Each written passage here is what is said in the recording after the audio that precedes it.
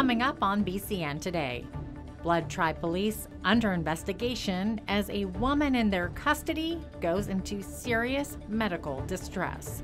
Plus, Alberta farmers no longer have to follow employment standards rules or carry insurance if a new bill is passed. And Maclean's magazine comes out with its list of Canada's most dangerous cities. We tell you where Lethbridge ranks. Your Canada. Your Southern Alberta. Your stories. From our studios in the heart of Lethbridge, it's BCN Today with Jeanette Roche. Good morning and thank you for joining us. The Alberta Serious Incident Response Team has been called in to investigate the arrest of a Southern Alberta woman after she was found to be in serious medical distress while being detained. Blood Tribe Police arrested the 35-year-old woman for causing a disturbance at a home on the Blood Reserve just before 11 a.m. on Saturday. Prior to her arrest, she had been complaining about pain in her head, back, and wrist, and EMS was called in to assess the woman. They were called in again 12 hours later because her condition deteriorated while in custody. The investigation will focus on whether police conduct caused or contributed to the medical distress, which resulted in her being admitted to the hospital. What started as a small idea grew into a campus-wide initiative that resulted in more than 700 University of Lethbridge students receiving a free breakfast this week. The Buy a Student Breakfast program started with the University Office of Alumni Relations as a way to engage its alumni with the current U of L student body. 1 in 4 U of L students has some type of food scarcity, and they can't afford food, whether it's groceries or meal to meal. Towards the end of the semesters, their budget kind of gets a lot more tight, so students tend to start skipping meals towards the end of the semester. So we're trying to bring more awareness to that, and also more awareness to all the on-campus resources that students have access to. For a $10 donation, people were able to buy 2 students breakfast. Volunteers handed out breakfast vouchers to students as they made their way to classes. A bill has been introduced in the legislature that, if imposed, would mean many Alberta farmers would no longer have to follow employment standards rules or have workplace insurance. The bill also states that farm workers would no longer have the right to unionize or bargain collectively. The proposed legislation overhauls many of the farm and ranch rules put in place by the former NDP government, including minimum wage, leaves, termination notices, and record keeping. Right now, all paid farm workers, excluding family members, must have Workers' Compensation Board coverage for death, dismemberment, and disability. Under the new bill, those rules would only apply to large agricultural operations. NDP leader Rachel Notley says government caucus members are in a conflict of interest because they would all benefit from having Election Commissioner Lauren Gibson's contract terminated. Alberta's opposition wants the Ethics Commissioner to ban the entire United Conservative Caucus from voting on a bill that would fire the province's election watchdog. Gibson is currently investigating the UCP for violations of election fundraising rules in the 2017 leadership vote won by Jason Kenney before he became premier. Gibson has already levied more than $200,000 in fines. The government says its bill is simply a cost-saving move. Maclean's magazine has come out with the list of Canada's most dangerous places 2020. When it comes to all crime, not just violent crime, Lethbridge ranks number 15. We ranked number 19th overall last year. The magazine compared crime stats from 237 small to large cities across the country. The study says the assault rate per 100,000 people is over 1,000 compared to the national average of 457. Break-and enters in Lethbridge were more than double the national average. Impaired driving was high as well at 300. The national average was 190 per 100,000 people. Red Deer was ranked number 10th most dangerous, and Medicine Hat a distant at 76th. As for which city in Canada took the top spot, that distinction went to North Battleford, Saskatchewan, followed closely by Thompson, Manitoba. The city's 3-yard waste sites will be closing for the season on Saturday, November 30th. To date, the sites have collected a total of 1.89 million kilograms of yard waste, which was diverted from the landfill. This is an increase of nearly 500,000 kilograms from 2018.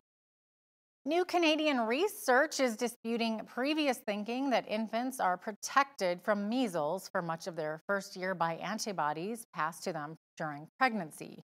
Researchers from Toronto's Hospital for Sick Children and Public Health Ontario say not one of the 196 infants that died was immune at 6 months. Babies aren't usually given the measles vaccine until they are 12 months old. National Addictions Awareness Week is coming up November 25th. Alberta Health Services had a community substance abuse awareness forum at the Coast Hotel Wednesday featuring guest speaker Nicole Sharon. Organizers say it's important for people to better understand the stigma attached to drug use. Our local coalition, our drug coalition, CSART, puts on this conference, and I think this is about our 6th or 7th that we've been doing, and it's just to create awareness of addiction issues in our community, but also educate about addiction and raise the awareness that way. And so this particular event is about the brain and its impact in terms of addiction and how it sort of reframes what we're thinking about what causes addiction and what are some of the changes that happen in the brain around addiction.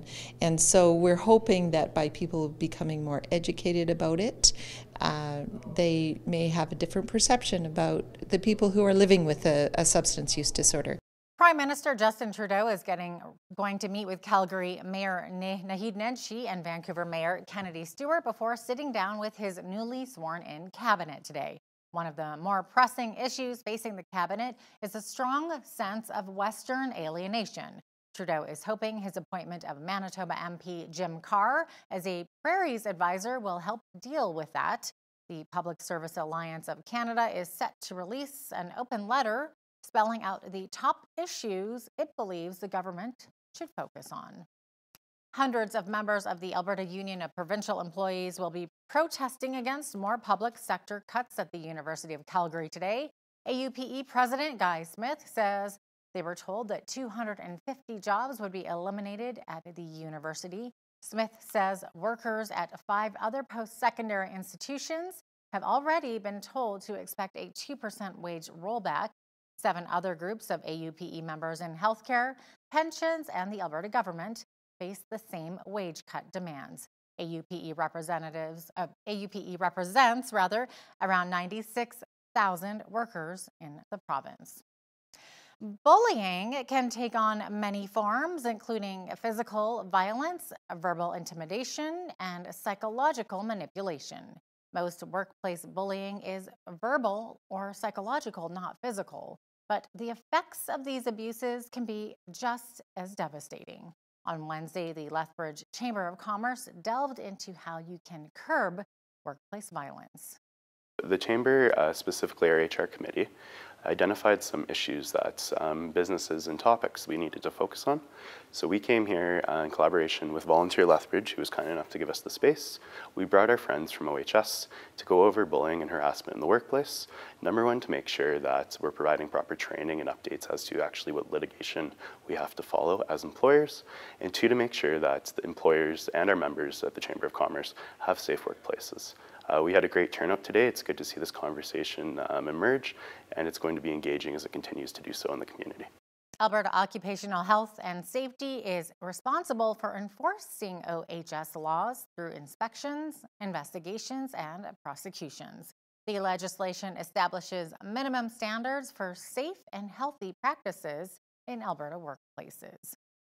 Sitting on Santa's lap around Christmas time can be fun for some kids, but overwhelming for others.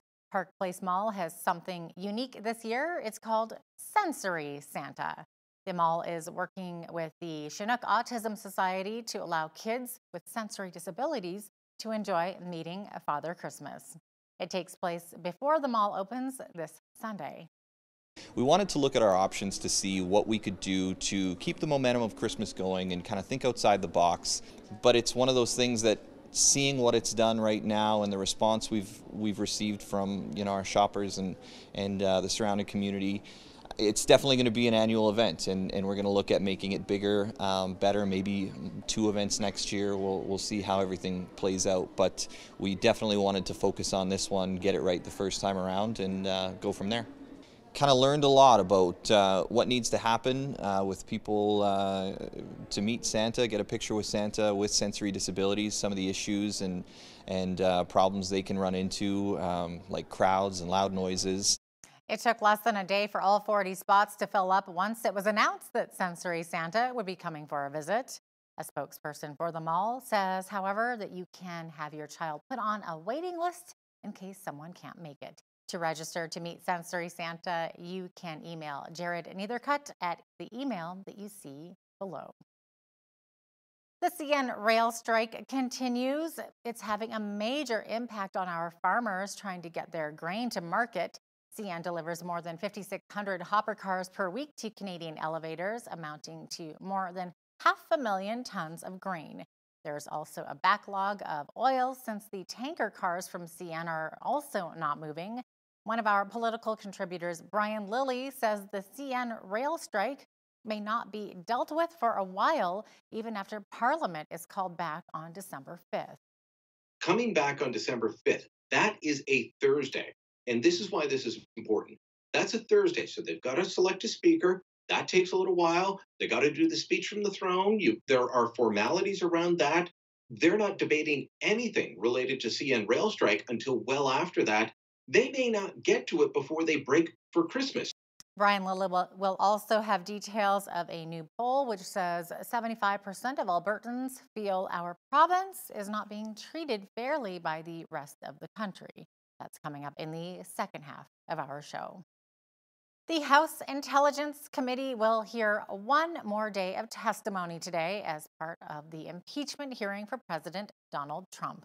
Ambassador Gordon Sondland delivered testimony yesterday about several high-ranking administration officials being in the know about a quid pro quo with Ukraine. Today's witnesses are expected to tell the panel they grew alarmed by how Trump and others in his orbit were conducting foreign policy in the Ukraine. Meanwhile, Trump is insisting that he wanted nothing from Ukraine and declared the impeachment hearings should be brought to an end. What do you want from Ukraine? He asks me, screaming. What do you want from Ukraine? I keep hearing all these different ideas and theories. This is Ambassador Sondland speaking to me. Just happened. To which I turned off the television. What do you want from Ukraine? I keep hearing all these different ideas and theories. What do you want? What do you want? It was a very short and abrupt conversation that he had with me. They said he was not in a good mood. I'm always in a good mood. I don't know what that is. He just said, now he's talking about what my response. So he's going, what do you want? What do you want? I hear all these theories. What do you want, right?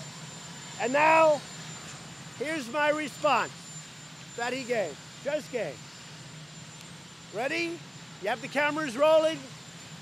I want nothing. That's what I want from Ukraine. That's what I said. Well, sunny days are ahead for us the rest of the week and into the weekend for Grey Cup Sunday. Complete weather details are coming up after the break, so stay with us. Welcome back. Here's a look at our weather highlights for today and tomorrow in Lethbridge. We should expect a ton of sunshine, which is absolutely lovely. High of 4 degrees with a low of -3 overnight and a high of +8 for tomorrow. Tons of sunshine also expected this weekend. Looking ahead to the 5-day forecast, look at that for our Grey Cup weekend.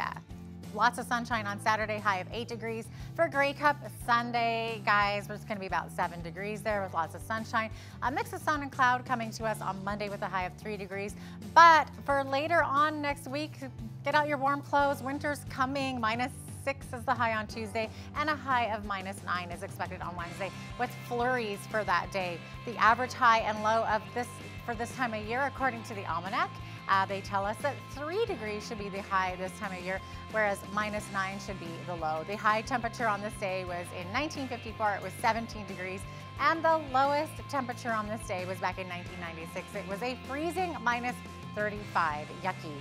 The sun rose this morning at 7:52 a.m. and will be setting just before 5 p.m. this evening as days get shorter and shorter. Over on the west coast, lots of sunshine today in Victoria and Vancouver. Highs of 9 degrees in both of those cities. Lots of sunshine expected in Calgary today, a high of 5 degrees, a high of 4 up in Edmonton with a mix of sun and cloud. Over on the prairies or Saskatoon, we're going to be seeing lots of snow actually throughout Saskatchewan and Manitoba today. High of 1 degree in Saskatoon, high of -1 in Regina, and a high of only -8 in Winnipeg. They're expecting a bit of sun and cloud, but also a chance of flurries over there. We're going to be seeing some showers in Toronto today with a high of 7 degrees. Mix of sun and cloud though in both Ottawa and Montreal today. High of 2 degrees in Ottawa and a high of 0 over in Montreal. Looking to Atlantic Canada, we're going to be seeing lots and lots of precipitation in the form of snow over in Fredericton, high of 3 degrees, but showers expected for Charlottetown with a high of 4. Showers also expected in Halifax with a high of 5 degrees, and St. John's, Newfoundland is also going to see rain today with a high of 4 degrees. That's your forecast. Here's a look at what's happening in your community. Here's your Bridge City News Community Calendar. The Downtown Lethbridge BRZ is looking for volunteers to help with the Downtown Holiday Market taking place Saturday, November 23rd. Volunteers will be assisting with setup and takedown, handing out popcorn and hot chocolate, and the best job of all, helping Santa Claus. For more information, email Tasha at tasha@downtownlethbridge.com. Come to the Nikayuko Japanese Garden on Friday, November 29th as they kick off the season with their Winter Light Festival, which will run until January 31st. On that evening, the gates will open at 6 p.m. with greetings from sponsors and dignitaries at 7. Admission is $9 for adults, $7 for kids ages 6 to 15, and ticket packages, which include food and drinks, are also available. For more information, visit nikayuko.com. The 2019 Big Christmas Trade Show and Farmers Market is taking place November 29th and November 30th at Exhibition Park. Come for unique gift ideas and a huge selection of holiday baking. New this year, the event is expanding into the entire main pavilion with over 250 vendors. Admission is $3. Children under 10 can enter for free. For more information, visit exhibitionpark.ca. And that's your Bridge City News Community Calendar. Well, the Hamilton Ticats and the Winnipeg Blue Bombers have arrived in Calgary for the 107th Grey Cup on Sunday. The Bombers last hoisted the trophy 29 years ago, and it's been 20 years for Hamilton. It's an understatement of how proud I am of our staff, our organization, and the men in that locker room. Long journey. It's a long journey. I don't know what week we're working on, around 23 weeks when you include the preseason, you add the buys, different things like that. It's a long time to spend together. Anytime you can make a journey like this and then have something to play for at the end, it's special. I think when the players are out and about in the city doing normal stuff that normal people do, I mean, imagine they're getting stopped, and I think the message is pretty clear that the city is pretty excited. The way the schedule is going to play out through the week is perfect. It's okay, you know, because you're not having your meetings right after practice. You're not having meetings right before practice. It's all disjointed, you know. But by the end of the day, they're going to get all their work done, and they're going to know it. Can't wait for that game. As the world is set to be reminded of the values and kindness of Mr. Rogers through the release of a new movie about Fred Rogers' life, the people from his real-life hometown of Pittsburgh say his legacy hasn't faded in them.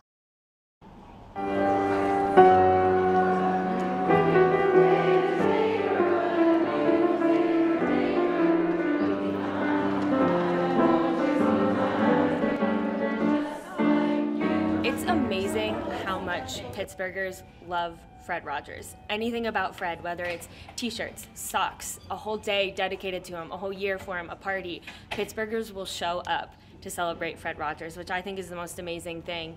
I think everybody just has that love for him because he made you feel loved. Trolley.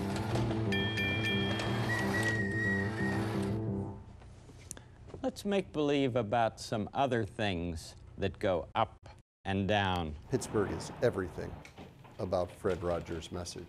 Maybe it was getting knocked down to our knees in the 80s and having to dust ourselves off and reinvent ourselves. Maybe it was that the message of Fred Rogers just resonated so much more through us because he was our neighbor. But this is what Pittsburgh is. We are a tough, blue-collar town with a very big heart.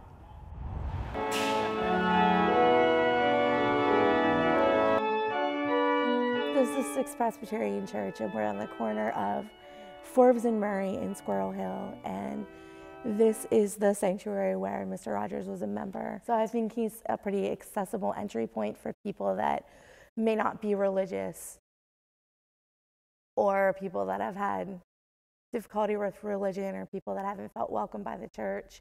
Mr. Rogers is still one of those people where they can feel and learn the same things that they could probably learn at church, but they can learn it in a safer way. I have always wanted to have a neighbor just like you. I've always wanted to live in a neighborhood with you. He's a hero, right? And he might be a hero first and foremost because I'm a Pittsburgher and he was a Pittsburgher.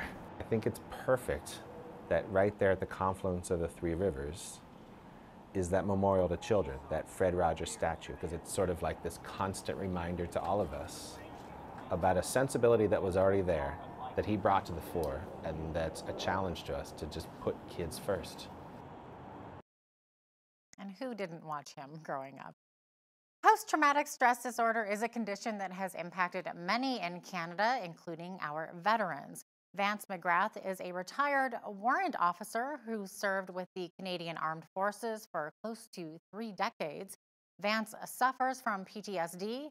He says he was diagnosed after returning from his tour in Afghanistan, and it hit him hard during a time while on vacation with his family. We were in Disneyland, walking around. We were up at, going by one of the food courts. One of the many ethnic ones, I don't know which one, but there was a certain smell that come across there that hit me, and right away it was the same thing. Like I just froze in my tracks. Basically, I went right white. The blood drained from my face. Again, same thing. Started sweating and got into a real panicky mood. And my daughter didn't know what was going on, and so we got to get out of here now. Watch that full, powerful interview with retired warrant officer Vance McGrath talking about his challenges coping with PTSD. That's coming up in the second half of our show. Stay with us.